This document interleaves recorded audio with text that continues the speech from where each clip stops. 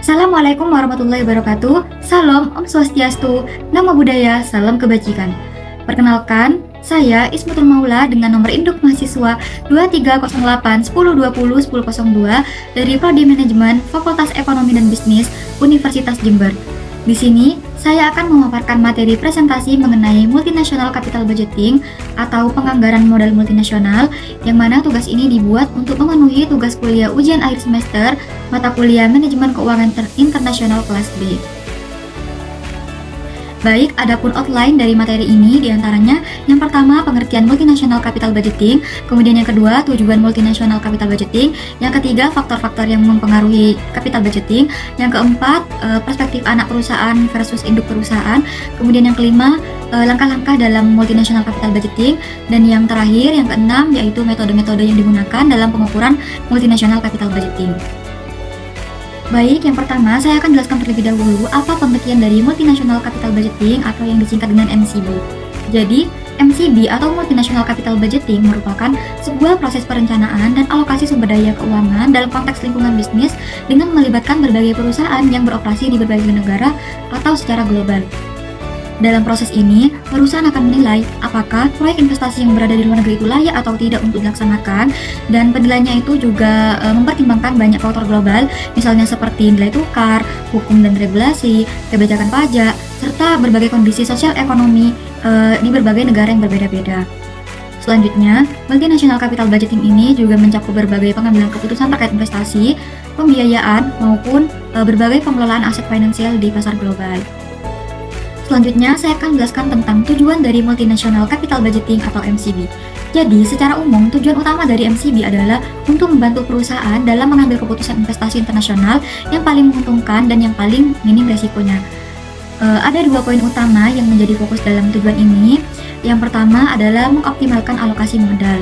Artinya, perusahaan ini ingin memastikan bahwa dana atau modal yang dimiliki perusahaan dapat digunakan pada proyek-proyek yang paling potensial dan yang paling menguntungkan. Karena perusahaan ini beroperasi dalam konteks global atau beroperasi di banyak negara, maka mereka harus memilih negara mana yang akan memberikan hasil atau keuntungan dengan risiko yang paling kecil atau yang paling minim. Misalnya, jika ada dua proyek di negara berbeda, maka MCB ini akan membantu menentukan proyek manakah yang akan lebih layak untuk dilaksanakan berdasarkan analisis keuangan dan risiko. Kemudian yang kedua adalah meminimalkan risiko investasi. Jadi investasi internasional tentunya akan memiliki risiko yang lebih kompleks dan lebih besar dibandingkan dengan investasi yang berada dalam negeri. Misalnya itu seperti terdapat perubahan nilai tukar mata uang, adanya aturan dan regulasi yang berbeda di setiap negara, bahkan adanya kondisi politik dan ekonomi yang tidak stabil di negara tujuan. Nah, melalui proses Multinational Capital Budgeting ini, maka semua risiko yang ada perlu dianalisis terlebih dahulu secara mendalam sebelum perusahaan itu mengambil sebuah keputusan, yang mana hal ini tuh bertujuan agar perusahaan bisa menyusun strategi pengamanan, misalnya seperti hedging atau lindung nilai, atau perusahaan bisa memilih bentuk investasi yang aman, ataupun perusahaan bisa dapat membatalkan proyek jika dinilai terlalu berisiko. Berikutnya, saya akan jelaskan faktor-faktor yang mempengaruhi keputusan dalam Multinational Capital Budgeting atau MCB.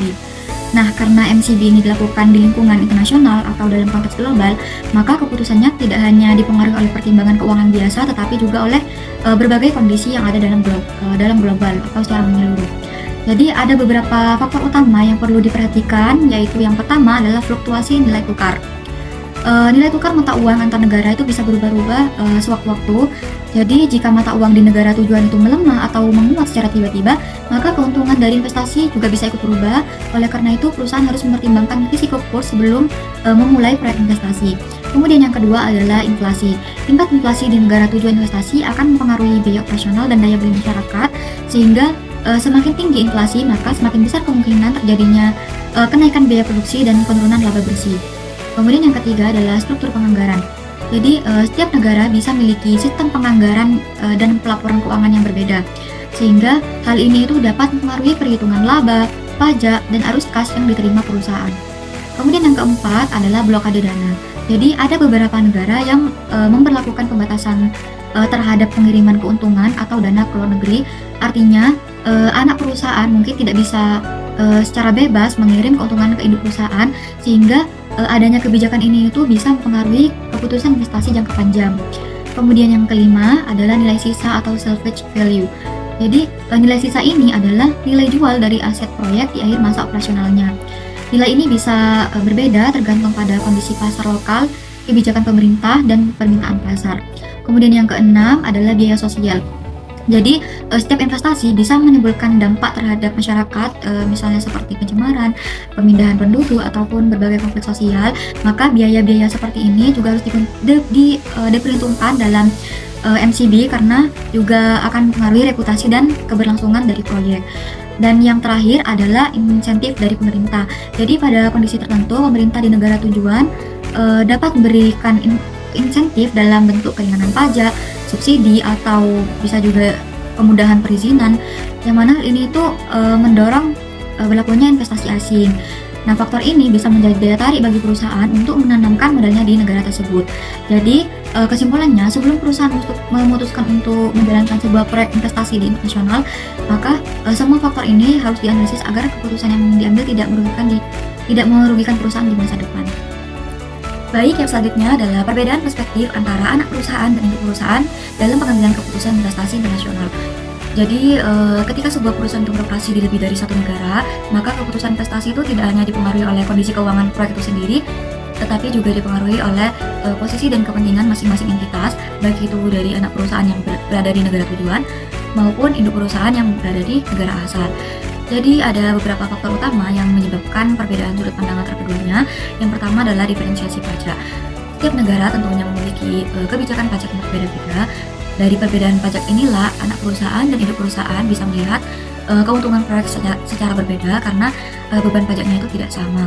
Kemudian yang kedua adalah pembatasan pendapatan uang yang dikirimkan. Ada beberapa negara yang memiliki peraturan dan regulasi yang dapat membatasi transfer keuntungan atau dividen ke luar negeri. Akibatnya, meskipun anak perusahaan itu memperoleh laba, dana tersebut tidak bisa langsung dikirimkan ke induk perusahaan, sehingga hal ini dapat mempengaruhi perhitungan arus kas secara keseluruhan. Kemudian yang ketiga adalah pengiriman uang berlebihan.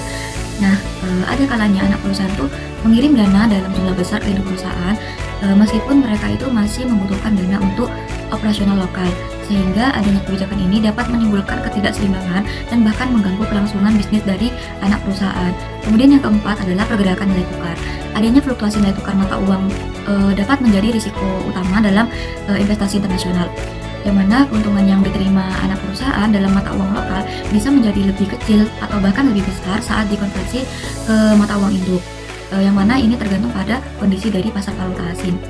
Kemudian yang kelima adalah ringkasan faktor. Jadi poin ini tuh menunjukkan bahwa adanya perbedaan lokasi, regulasi, serta kebutuhan keuangan antara anak dan induk perusahaan itu seringkali dapat menimbulkan perbedaan penilaian terhadap kelayakan suatu proyek. Baik, yang selanjutnya saya akan menjelaskan mengenai langkah-langkah dalam proses Multinational Capital Budgeting atau MCB. Berikut ini ada 6 langkah utama dalam proses MCB. Yang pertama adalah penelitian dasar atau basic research. Nah, pada tahap ini perusahaan itu melakukan pengumpulan informasi awal mengenai negara tujuan investasi. Biasanya informasi yang dicari itu mencakup kondisi ekonomi, stabilitas politik, regulasi investasi asing, hingga potensi pasar di negara tersebut. Kemudian langkah yang kedua adalah pembuatan proposal. Nah, setelah data awal terkumpul, maka perusahaan bisa mulai menyusun proposal proyek investasi. Proposal ini tuh memuat rincian mengenai tujuan investasi, kebutuhan modal, estimasi biaya dan pendapatan, serta analisis awal terhadap risiko yang mungkin akan terjadi. Kemudian yang ketiga adalah kajian dan analisis. Nah, pada tahap ini itu merupakan inti dari proses pengambilan keputusan. Proposal yang telah disusun akan dianalisis menggunakan berbagai metode keuangan seperti NPV, IRR, ARR, dan payback period. Yang mana hal ini bertujuan untuk mengetahui apakah proyek tersebut layak untuk dilaksanakan. Kemudian yang keempat adalah pengambilan keputusan. Berdasarkan hasil analisis sebelumnya, manajemen akan memutuskan apakah proyek investasi ini akan dilanjutkan atau ditunda atau bahkan dibatalkan. Nah, untuk keputusan ini juga mempertimbangkan kelayakan finansial, risiko politik, dan kesesuaian dengan strategi global perusahaan. Kemudian yang kelima adalah implementasi proyek. Nah, jika proyek dinyatakan layak dan disetujui, maka perusahaan akan mulai menjalankan investasi tersebut, misalnya seperti pembangunan fasilitas, perekrutan tenaga kerja, dan pengoperasian kegiatan usaha di negara tujuan. Kemudian yang keenam adalah tindak lanjut atau follow up. Jadi setelah proyek itu berjalan, perusahaan ini harus melakukan pemantauan dan evaluasi secara berkala untuk memastikan bahwa proyek berjalan sesuai dengan rencana.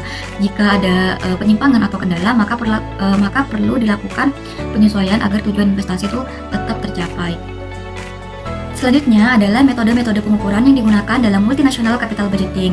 Dalam MCB terdapat 4 metode utama yang digunakan, yaitu yang pertama adalah NPV atau Net Present Value, kemudian yang kedua adalah IRR atau Interest Rate of Return, yang ketiga adalah ARR atau Average Rate of Return, dan yang terakhir adalah PP atau payback period. Berikut ini untuk penjelasannya. Baik, yang pertama adalah NPV atau Net Present Value. Jadi NPV ini merupakan metode yang menghitung selisih antara nilai sekarang dari seluruh arus kas masuk di masa depan dengan nilai investasi awal. Jika hasil NPV positif, berarti proyek diperkirakan menghasilkan keuntungan dan layak untuk dilaksanakan. Metode ini tuh sangat penting karena mempertimbangkan time value of money atau nilai uang yang berubah seiring waktu. Kemudian yang kedua adalah Internal Rate of Return atau IRR. Jadi IRR ini adalah tingkat pengembalian yang menyebabkan NPV menjadi nol. Metode ini digunakan untuk menilai seberapa besar tingkat keuntungan yang bisa diperoleh dari proyek. Kemudian yang ketiga adalah Average Rate of Return atau ARR. Nah, ARR ini menghitung rata-rata keuntungan tahunan dibandingkan dengan investasi awal. Metode ini mudah digunakan tetapi tidak memperhitungkan nilai waktu uang atau time value of money. Selain itu, dalam konteks multinasional, ARR ini harus dianalisis dengan lebih hati-hati karena ada perbedaan mata uang, tingkat inflasi, dan sistem perpajakan antar negara. Kemudian yang keempat adalah payback period atau PP. Nah, payback period ini digunakan untuk mengukur berapa lama waktu yang dibutuhkan untuk mengembalikan modal awal investasi dari arus kas proyek. Metode ini berguna untuk menilai seberapa cepat investasi dapat kembali, terutama pada proyek-proyek yang memiliki risiko yang tinggi. Baik, sekian pemaparan materi mengenai multinational capital budgeting atau penganggaran modal multinasional. Kurang lebihnya mohon maaf. Wassalamualaikum warahmatullahi wabarakatuh.